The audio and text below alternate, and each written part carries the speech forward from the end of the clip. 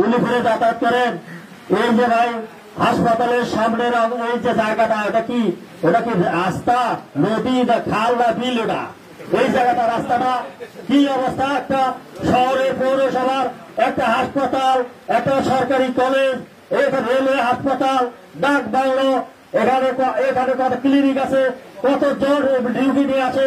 রুগী যদি এই হাতিয়ার থেকে ভালো যায়, ওই জায়গা পার হইতে রুগীর অবস্থা খারাপ হয়, তাই না? তাই কিন্তু সরকার তো ছিল, এই সরকার যারা ছিল অবৈধ সরকার, ভোটবিহীন সরকার জন্য এই 1 কিলোমিটার 8 কিলোমিটার রাস্তাটা ঠিক করে নাই, ঠিক করার টাকা হয় নাই। টাকা হবে কেমনে? সব বড় বড় প্রকল্প করে টাকা লিডে রাখে না, বিদেশে গেছে।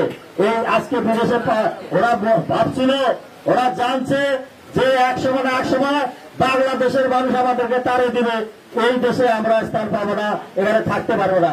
তাহলে কোথায় যাবো? কোথায় যাবে? পার্শ্ববর্তী দেশে, অন্য জায়গায় তারা এইসব টাকা নিয়ে গেছে, নিয়ে যায় তারা রাখছে, জানে যে একসময় যেতে হবে। যেমন তাই হয়েছে, এখন তারা বিদায় হয়ে গেছে।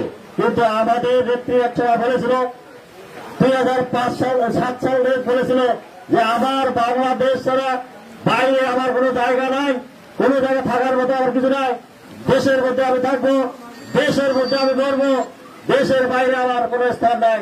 যার ফলে তাকে বিদেশ যাওয়ার জন্য প্রেসার দেওয়া ছিল, উনি যান নাই, উনি পরবর্তীতে জেলে গিয়েছে।